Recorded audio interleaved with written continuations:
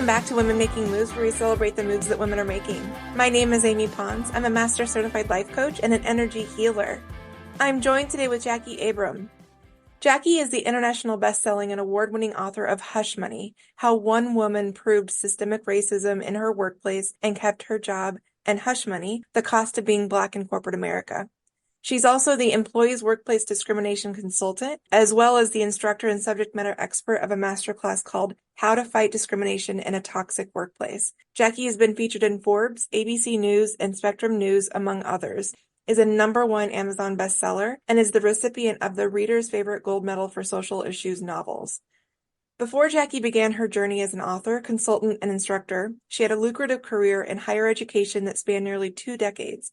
After Jacquie's career was repeatedly derailed by racists and toxic leaders, and she suffered severe racial trauma, she pulled herself out of corporate America to save her sanity, self-published Hush Money with her daughters Delilah Harris and Deborah Harris, and sold it from the trunk of her car at parks and pop-up shops. 7 months later, Hush was an international best-selling book read in countries around the world. Hush Money is not just another book about systemic racism. For Black employees, Hush Money is a survival guide for fighting back against racism in the workplace and not walking away empty-handed.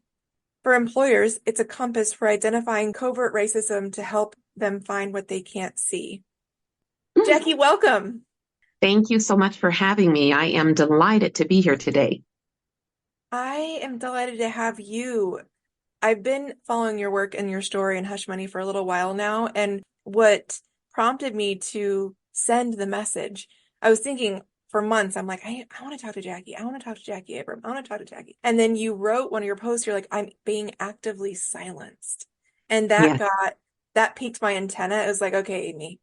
And I am just so thrilled that you reached out to me. I do appreciate it. And, just the fact that you want to amplify my voice as it is actively being silenced is huge. I can't imagine who wouldn't want to hear you, like genuinely. I didn't come into this work as something that I planned to do. I actually came into this work out of necessity. After working in higher education for nearly 20 years, repeatedly having my job derailed by toxic leaders, and then repeatedly finding myself homeless. And so I entered this work, like I said, to save my sanity, but also after discovering that there were many, many other Jacquies. There were many people just like me who were experiencing the same thing, but they didn't know what I knew about how to fight back so that you can walk away from that toxic job to save your sanity, but you don't have to walk away empty-handed. And so I wanted to teach what I knew about fighting back, because I received multiple 6-figure settlements. Now, those settlements don't undo the harm, the trauma that they cause you, but it does help. And so, as you can imagine, toxic employers, not all employers, but toxic employers frown upon the work I'm doing because I'm teaching their employees how to fight their toxic leaders. And so that's why my voice is being silenced. The work I'm doing with Workplace Psychological Safety Act, sometimes we'll call them reporters or people who raise their hand and saying, I'm being harmed in the workplace. At the root of every situation, it's discrimination of some kind. And we know from the data that women and people of color are the ones in the workplace that are being targeted for workplace abuse. And interestingly, and you're not going to be surprised by this, but those same corporations, those same toxic workplaces, and it, by the way, it doesn't need to be a corporation. Anywhere where someone is exerting power over another person for their individual gain is likely to have a place of abuse, because we've lost the touch of humanity. And I'll go a little woo here. For me, and the work that I do as an energy coach is about the divine feminine, about how we can stand flat-footed in our power and who we are.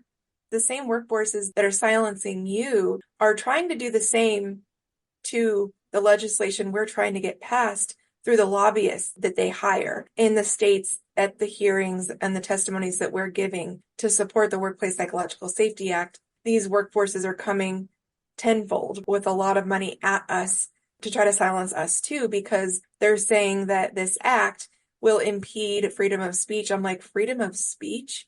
When someone's abusing someone? Right. Really? Absolutely. And they're also talking about it's going to take so much money to dismantle the deep-rooted systems of patriarchy, white supremacy, capitalism. Of course, it's going to take money to uproot those, and it needs to. Absolutely. It is way overdue. And the people, like I said, and it's not all, so I'm not generalizing employers, because there are some legitimately good employers out there that are doing the right thing or trying to do the right thing. What I'm speaking to are the toxic employers that tolerate not only racism in the workplace, but any type of discrimination. Because in my line of work as the employees workplace discrimination consultant, I work with the employee. You know, when I came into this line of work, like I said, I came into it out of necessity. Originally, I focused on the employers, and so employers would hire me to come in and speak to their leaders or speak to their staff and do events. And that was great. You know, those were leaders who wanted to hear what I had to say about our lived experiences. But what I discovered after about a year of working with employers was that most employers really have deep pockets. And so they have a lot of resources to help them if they really want to do the right thing, do right by their staff, the ones that are being oppressed. And that includes everyone. But who doesn't have the resources but needs my help, needs to know what I know about fighting back? It's the employees. And so I did a major shift and I stopped focusing on employers and I put all of my energy into the employees. And when I did that, I cannot tell you how my phone, my messages, my emails, people that are calling out to me for help. And let me just be perfectly clear. I am not an attorney. I cannot give legal advice. But when it comes to fighting racism or discrimination in the workplace, I can confidently say I am an expert. I have done this repeatedly for myself, for my relatives, for friends, and now for strangers. And I know what I'm doing. And there were so many people who didn't know how to fight because there's a right way to do this. So that's so critical. That's game changing what you just said. A mic drop moment. There's a correct way to do this. And that is what employers, specifically in my experience, don't want employees to know. I wish I would have known you when I was going through my last abuse. And I've experienced workplace abuse 8 times, 8 different roles. And the last stint, you know, I saw so many lawyers and they're like, you have a case, but we can't prove it. And we didn't have a law to stand up against. And there's so many unspoken, unwritten truths about when you're going to head into a fight. So many people end up either just leaving because the financial, mental, physical toll it takes to fight back is extinguishing, can be extinguishing on a person's whole entire being, spirit, soul, and or they endure it. Or like you, I have messages all day, every day, writing to us at End Workplace Abuse, Workplace Psychological Safety Act saying, I'm experiencing this, I need help. And we'll, of course, refer them to employee rights attorneys. And now I'm going to, if you're okay with it, I'll send some people to you. But also, we don't have a lot that we can do. Like as us as an organization, meaning the act itself, like we're trying to get the law passed so that we can have a springboard. We feel like that's when our work will really begin of helping employers understand how do they enforce this, or like what are the regulation and compliance that need to happen to stop a psychological abuse event and discrimination. But back to what you were saying, there's not a lot of people like you out there that are in it for the people, the individuals, not the company. And if by chance you do get traction on a suit and you do get a settlement, the company is still going to just want to pay it out, move along, have hush money with an NDA. So it's like the control piece, the power is still there if you do by chance get a settlement. Is that right, what I'm saying, or is that wrong? Oh, no, you're absolutely right. You know, here's the thing. One of the reasons there is not another set of books that exists like my Hush Money books, okay? This is a series in itself in that there is no other book that exists like it, because most times when you are an employee and you are in a toxic work environment, and you are actually able to prove what's happening to you. The company is smart. Their leaders are smart. They know that if this gets out, there is a significant amount of damage that can occur to their reputation as an employer and to their character as an organization. And so they have deep pockets. Their insurance companies have deep pockets. And so they're going to give you hush money to buy your silence. But before they give you that big fat check, okay, they're going to give you something else. They're going to give you the NDA, the non-disclosure agreement, or the confidentiality agreement to guarantee your silence so that you cannot go out and tell the world what happened to you, what they allowed to happen to you in their organization. And so that's why there's never been a set of books like this. There's never been a master class like my master classes. My master classes are powerful.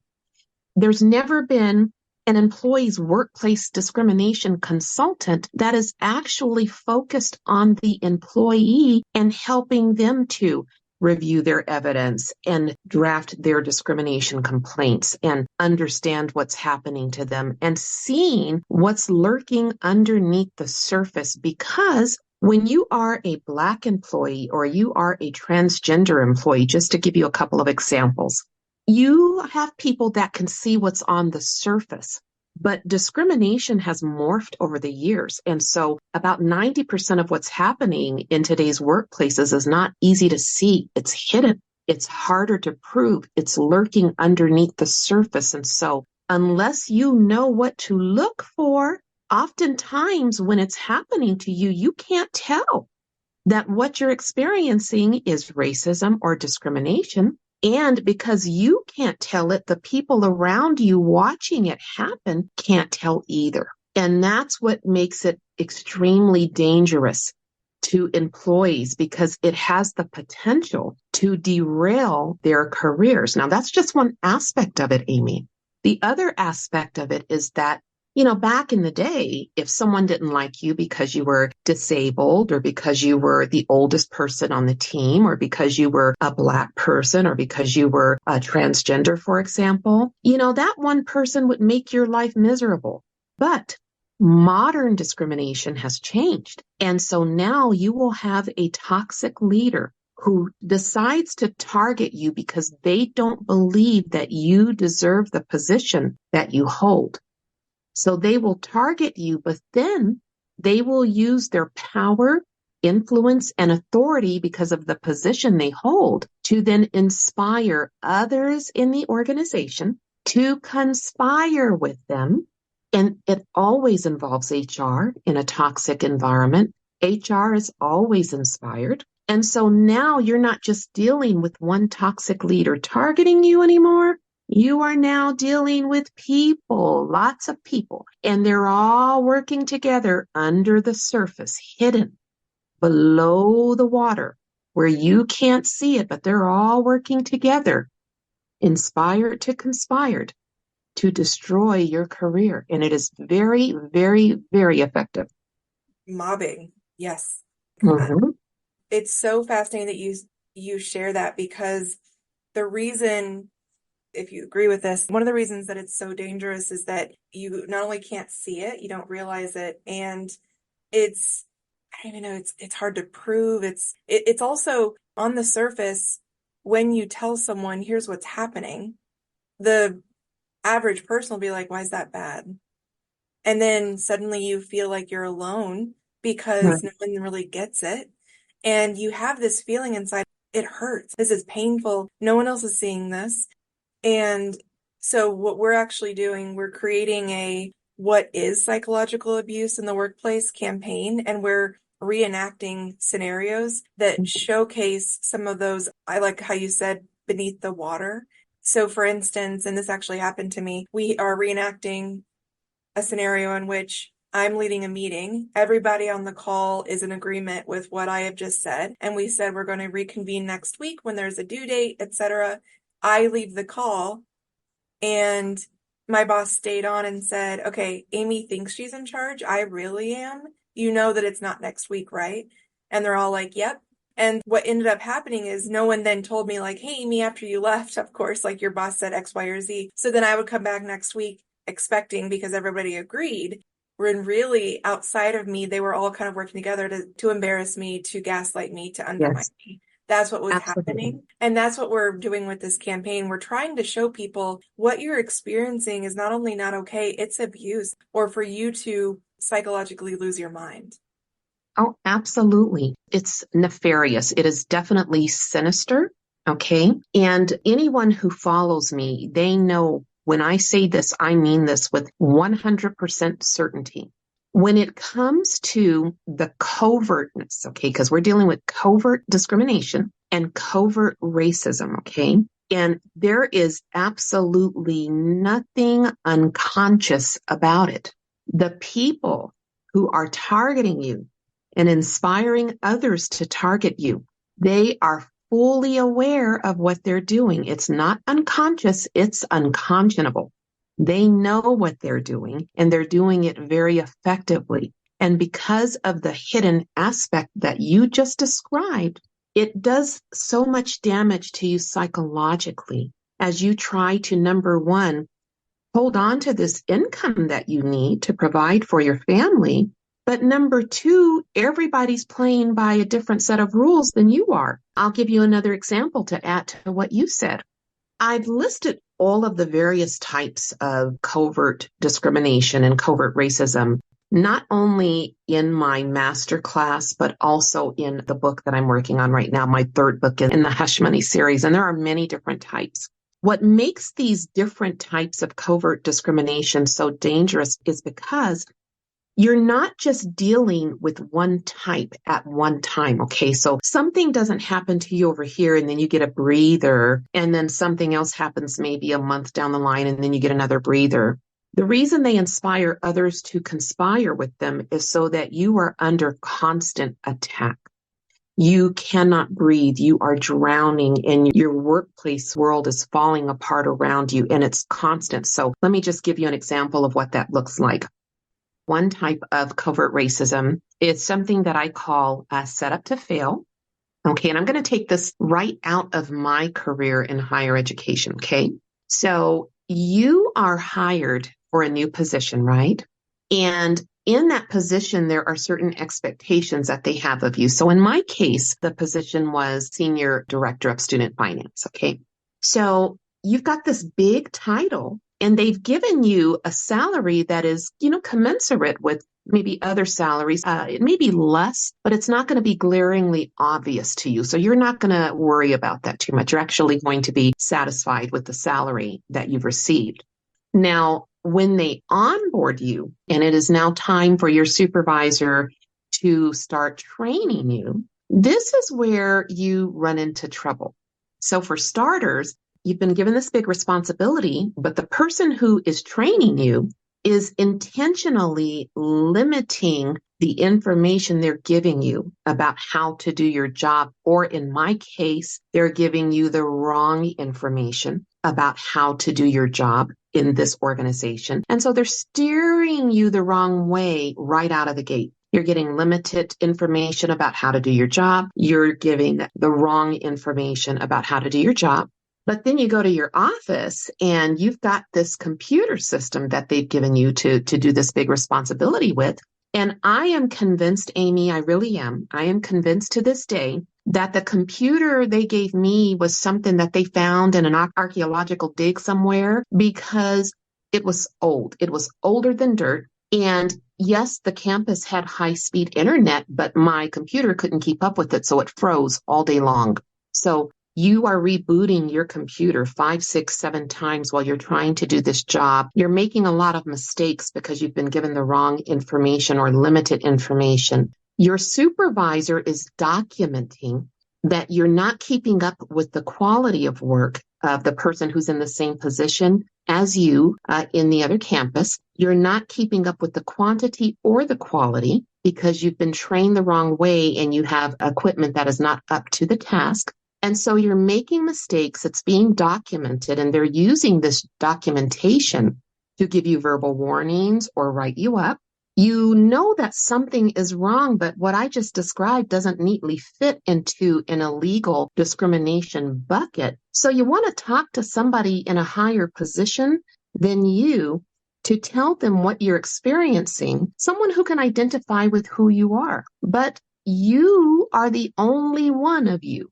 There's nobody else like you in a leadership position. So no one can identify with who you are or what you're experiencing. And when you tell them what you believe is happening, they think you're making excuses. And it's not too long before you're set up and now you're on the PIP, okay? You've been put on the warning, but you're determined, Amy. You're not going to give this job up right away because it's a high-paying job and it's taking care of your family. So you're going to deal with all that trauma. You're going to teach yourself how to do your job. You're going to put in the extra hours that you're not getting paid for. You're going to take your work home to your computer that is faster, and you're going to use that computer. So you're going to work all night and then go back to work the next day because you're trying desperately to hold on to this job.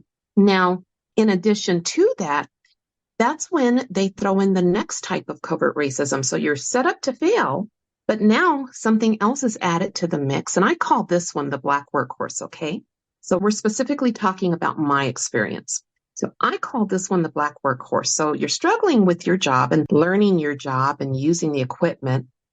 The black workhorse is when now you're in your job and you've got this job description that they told you was what you were hired to do and paid to do. But over the months, you're noticing something, Amy. In addition to what's on your job description, your supervisor is giving you these massive projects to do that she was doing that she doesn't want to do anymore. She wants you to do them. The person who just went on maternity leave, they want you to cover that position because they don't want to bring in a temp. And so you've got all of these extra duties that are added to your plate. So you are now carrying a workload that no human can carry. It is a workload that is so heavy that your back is about to break or you fall to your knees because you're not just doing one job anymore. You're doing the equivalent of 2, 3, sometimes 4 positions. But you've been made salary or there's a no overtime policy. So you're not getting paid for all this extra work, but the expectation that you complete this work is now upon you. So this is happening at the same time you're being set up to fail. And so that's how it works. You're constantly having something new added to that mix from different directions until mentally, emotionally, and physically you collapse. You cannot deal with it. It is designed to break an employee, and it is very effective. I can't help but think about Dr. Bailey. Yes. And you know my story. I was right there. I was right there. By the grace of God, am I still here? Because after 20 years, it was just so damaging to me psychologically because I couldn't understand how it was. I communicate effectively across the board. I have the credentials. I am exceptional at what I do. And yet I could never keep a job. And I kept repeatedly finding myself homeless. And yes, I knew how to fight, Amy. I was an expert. But sometimes you are forced out of that company and you are forced out and you're fighting while you are now homeless because your money has run out. And so that was my case. I'm forced out because my position has been derailed. I am now fighting this company while I'm homeless. And after the 5th time of having my career derailed and finding myself homeless and thinking that the problem was me, I thought there was something wrong with me that I couldn't fix. I thought I was the problem. And that's what took me to the edge of the ocean on Salt Creek Beach in California. And that was where I decided I was going to end things. I went there the day before, I made a video, and then the very next day I returned. But about 10 minutes before I followed through, God intervened. And through a phone call, a well-timed phone call from my youngest daughter, right in my most vulnerable moment, I realized she was dealing with the same thing in her job in a different state that I was. And Amy, I don't know about you, but it's one thing to mess with me, but it's a whole nother thing to mess with my children. And so when I realized that my daughter was dealing with the exact same thing, and she was being set up and she was on the verge of losing her job, I was able to step out of myself long enough to process what she was telling me when she called me. And I packed up that day because I was homeless, packed up my cats and my things, and I piled it all in the car, and then I drove back to Colorado, and I dealt with that company. I dealt with them, and they didn't see what was coming because I knew how to fight, Amy. I am an expert at fighting. But after 20 years, I was tired. I was exhausted. I was mentally spent. I was emotionally bankrupt. I was tired of having to fight. First, thank you for sharing that. And I'm so glad you're still here. I'm so glad you're here. When you say that you thought it was you, and a lot of times I will post about this, that it's never the person. One day I posted recently, I said, the common thread, the common denominator, of course it was me. I was never meant to thrive in places where people are exerting power over me to force me out. It's the systems in place that allow for the thriving of the people that are causing the harm because they in and of themselves do not feel safe or secure. We all know Correct. that.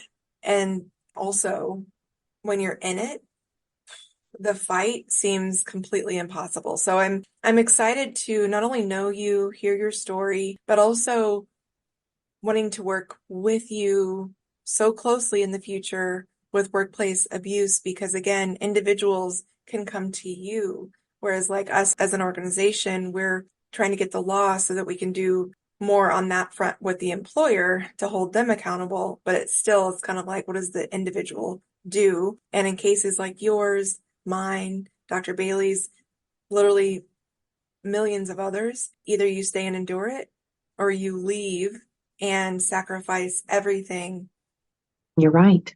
in You're this absolutely right. physical world, Mhm. because there's just no other way right now.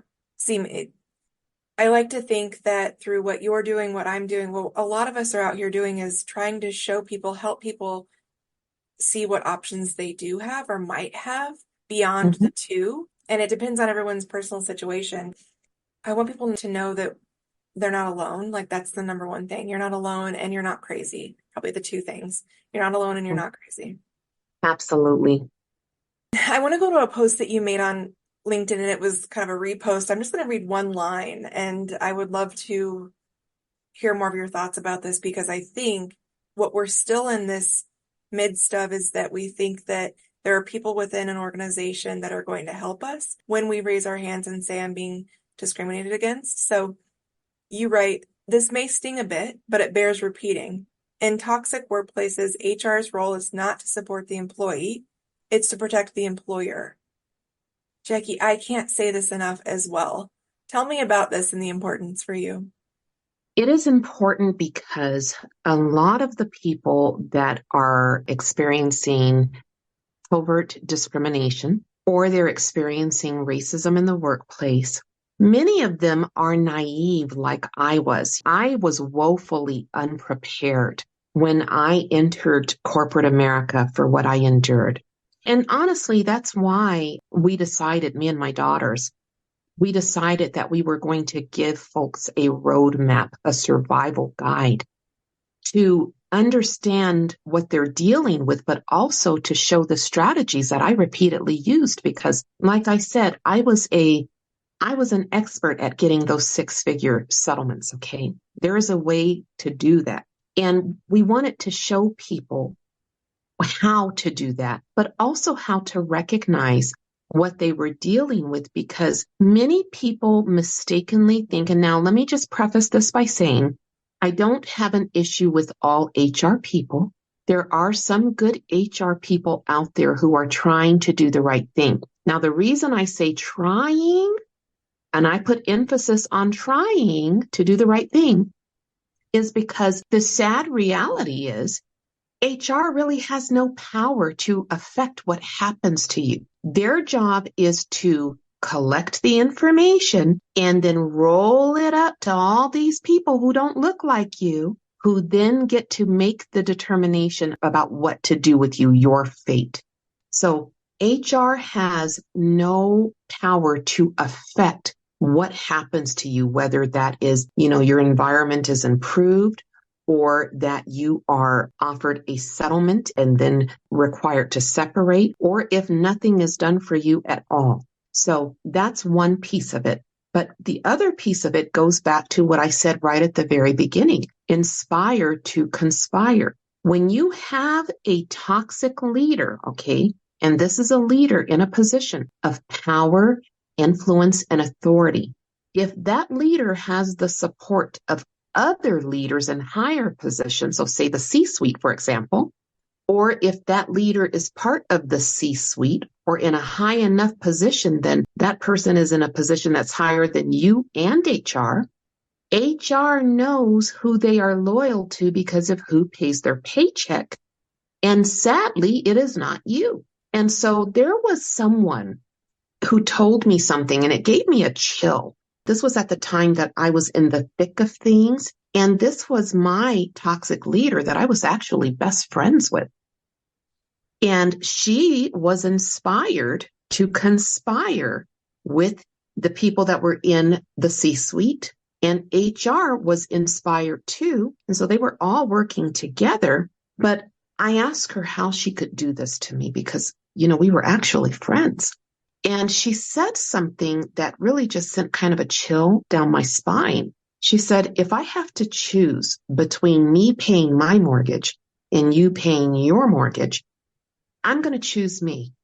And that is the mentality that HR has in toxic environments, because if they don't partner with this leader who's targeting them, and this leader is in a position higher than theirs and can make changes and change the trajectory of their position from the HR department to the unemployment line, HR in a toxic workplace will always side with the organization. When we pass this law, because it's almost like a workplace psychological safety team needs to be stood up outside of HR. It's really back to the deep-rooted systemic. It's human resources. That's where you go when you have a problem, right? Right. They were never set up to be that. And there are so many well-intentioned HR people that want to change that. And we're still in these deep-rooted systems. So we've been talking about really, really hard stuff and the truths of our lived experiences and what we absolutely know that's happening out there in real time as we speak to people in the workplace receiving discrimination, targeting, mobbing, all of the psychological abuse that goes in with a toxic workplace.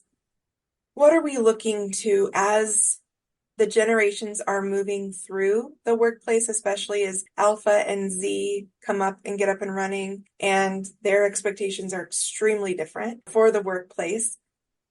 I want to share with people what can be done today as both individuals in the fight, and also for those people, Jacquie, those people that they're at the place that we were, whether it be the shoreline or where I was looking at a bottle of pills, that couldn't imagine starting a fight. They literally have no capacity. They have nothing to be able to fight. What would you tell them? What do we look for? What are we saying to them? So what's interesting, Amy, is, I said that I teach a master class. Okay. My master class is called How to Fight Discrimination in a Toxic Workplace. Now, my classes are small, so I only allow a group of 25 people each class because it's intentional. I want it to be small enough so that we can actually bond and validate and heal and learn together. Day one of that class starts, and it's all done virtually online via Zoom. But people come to that class broken. I mean, just broken. They are at their wits' ends. They don't know how to fight. They're scared to fight. They don't think they can fight, but they came with some glimmer of hope. This is what I see by day 5, that broken person is empowered and they're ready to take this on. That's number 1. But number 2, because you're going to learn, just the skill set that is going to help you not just with that situation, but for any situations that come after that. Because remember, my career was derailed 5 different times. So you get an inside look into every mistake I made, all the trauma that I endured, and then how I got it right after suffering the most horrifying forms of retaliation that you can imagine. So through my pain, you will find power. And that's what keeps me going in doing this work. And so let me teach you how to find the strength you need to do this fight. But then every job that comes after it, you will now know how to go into that job hoping for the best, but preparing from day 1 for the worst. Jacquie, where can we find you? The best way to reach me, honestly, is LinkedIn. I am practically a resident on LinkedIn.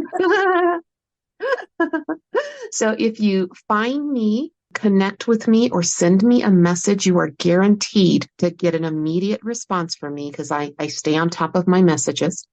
And if you want to talk to me about my services or you want to take my masterclass, I have a masterclass starting next week. And that masterclass, again, is how to fight discrimination in a toxic workplace.